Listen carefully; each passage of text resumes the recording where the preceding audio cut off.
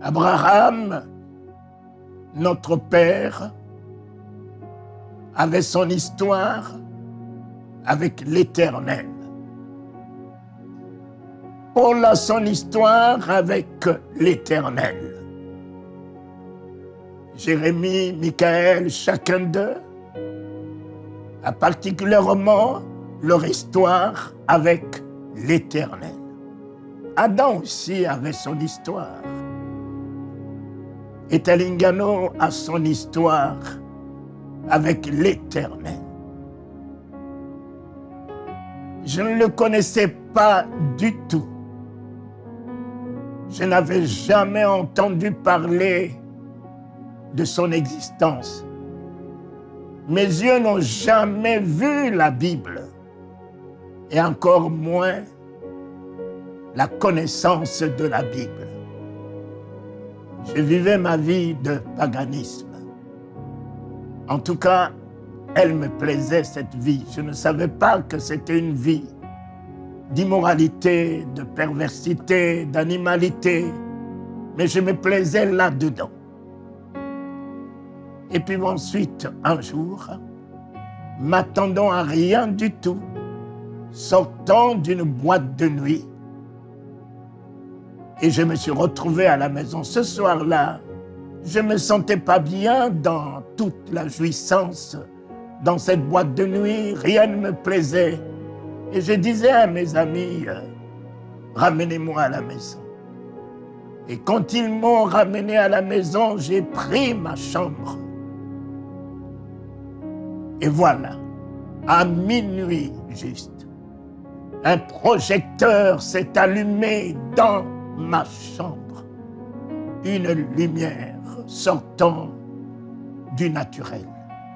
Celle-là, je ne sais pas si on peut donner à celle-là le nom de lumière, mais c'est une lumière surnaturelle. Quelle splendeur, quelle beauté. Quelle magnificence, quelle gloire, quelle puissance. Mes yeux contemplaient cette lumière. Et tout d'un coup, la tête d'un homme en était sortie avec tous ses cheveux blancs qui lui tombaient sur les épaules comme si on a mis toutes les étoiles dans ses cheveux. Oh, il était si beau. Toute la beauté était... Il l'incarnait. Il incarnait toute la beauté. Il n'y a pas un mot, mes chers amis, pour décrire ce que Christ, lui, est. C'est lui qui a créé le ciel, c'est lui qui a créé la terre, c'est lui qui a donné la lumière au soleil, la beauté aux étoiles, aux diamants. Donc rien ne peut l'égaler.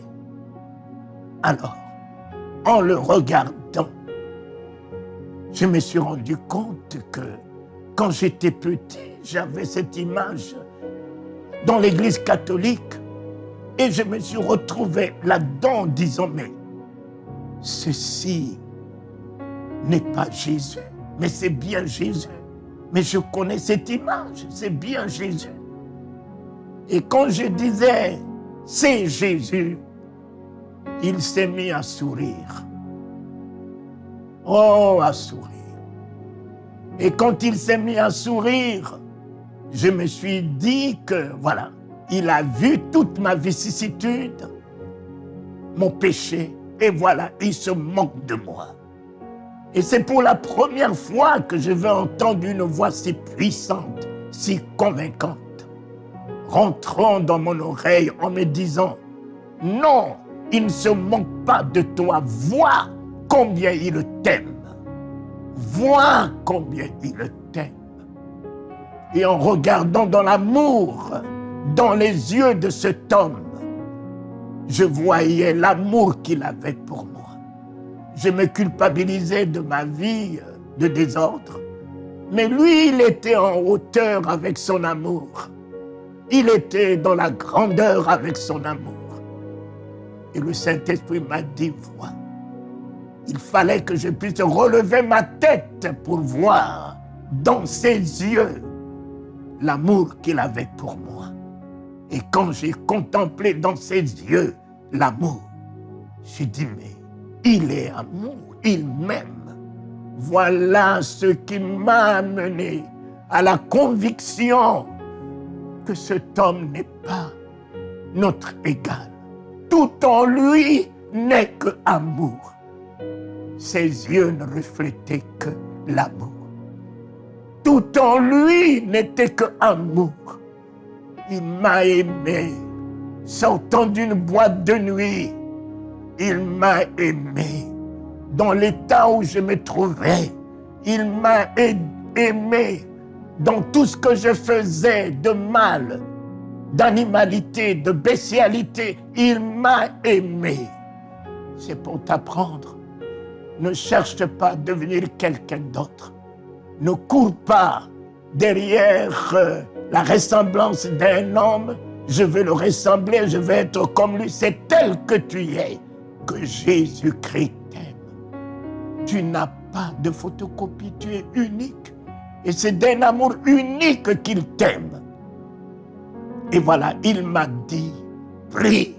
Et je lui ai dit que je ne connais pas prier. La prière qu'on m'a appris, c'est « Je vous salue Marie, notre Père qui es aux cieux, laquelle de deux voudras-tu bien que je puisse t'offrir ?» Jésus s'est de nouveau mis à sourire. Il m'aime. L'amour de cet homme m'a amené à croire que je dois sortir de toute culpabilité. Je dois sortir du remords.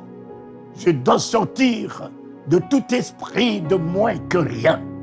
Je dois sortir de tout esprit négatif en moi.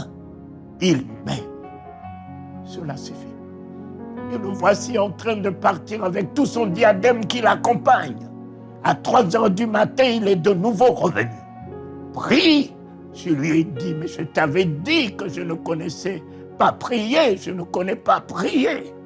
Mais laquelle de deux voudras-tu bien que je puisse t'offrir? Il a de nouveau souri. Et la troisième, c'est à 5h45.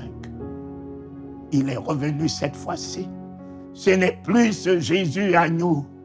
C'était alors un Jésus tout-puissant. Je me suis retrouvé par terre. Je ne sais quelle puissance m'a mis par terre. Je me suis retrouvé par la puissance de son amour par terre. La puissance de sa bonté, de sa miséricorde par terre. La puissance de sa compassion par terre.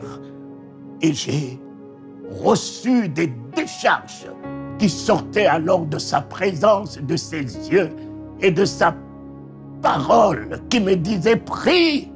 Moi qui étais né timide, j'ai reçu des décharges dans ma vie, dans mon corps, dans mon âme et dans mon esprit, et j'ai juste commencé « Notre Père qui es aux cieux ». Moi qui n'avais pas un Père, ce matin-là devait être un matin jamais connu dans ma vie.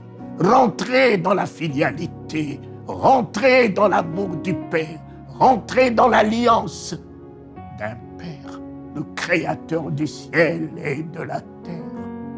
Mon Père, notre Père, le Père de Jésus-Christ va devenir le mien. Celui qui lui faisait faire des exploits, celui qui opérait des prodiges au travers de lui, celui qui lui permettait d'arrêter le vent et la tempête, va devenir le mien.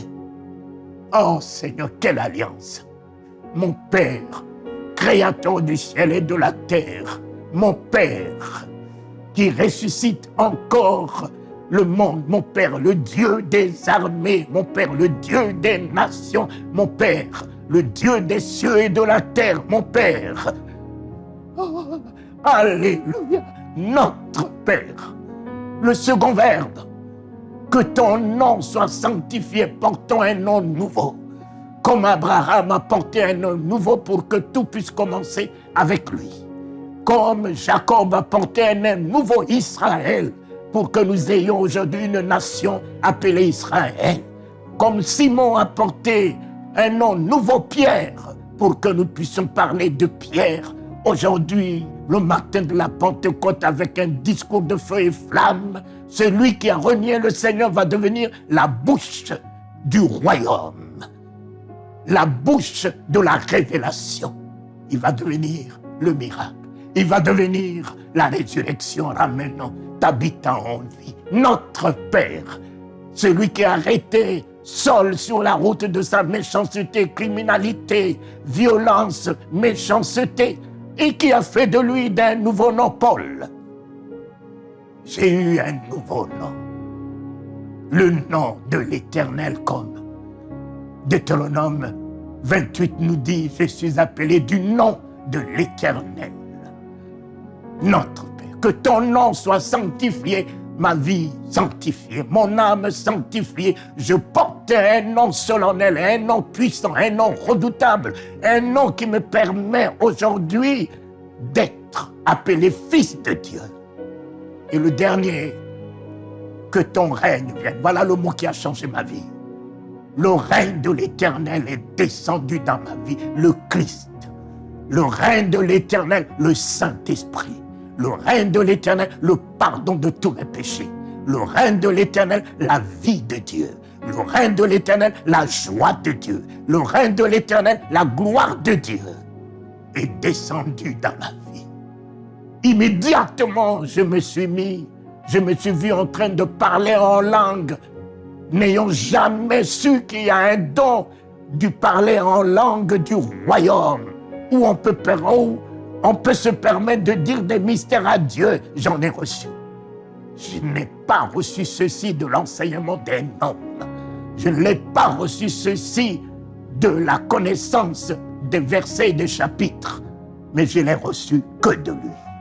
L'agneau qui ôte les péchés du monde et qui baptise de feu et du Saint-Esprit, en vérité, il est le même. Baptisons du feu et du Saint-Esprit. Et j'ai commencé à parler en langue, bouleversant ma famille, mon père, ma mère, tout le monde s'est mis en train de pleurer, pensant que je suis devenu fou ou que je suis devenu alors malade. Et voici mon départ. J'ai commencé à prêcher l'Évangile, à parler de celui que mes yeux ont vu. Je n'ai pas eu la connaissance de la Bible. Ne me demandez pas les références, les versets et les chapitres. J'ai eu la connaissance de la parole de Dieu, le Christ, la parole. Poussés par le Saint-Esprit, les hommes parlaient de la part du Seigneur. Poussés par l'Esprit de Dieu, les hommes ont chanté de la part du Seigneur. Poussés par l'Esprit de Dieu, les hommes ont écrit de la part du Seigneur. Laissez-vous pousser par le Saint-Esprit. Voilà comment Dieu s'est révélé à moi. Voilà comment Christ s'est révélé à moi. Voilà le départ d'une nouvelle aventure, d'une nouvelle vie, d'une nouvelle communion, d'un nouveau nom, d'une nouvelle puissance avec Jésus-Christ. Et ceci, c'est depuis 1971. 71, le mois de décembre, que mes yeux l'ont vu.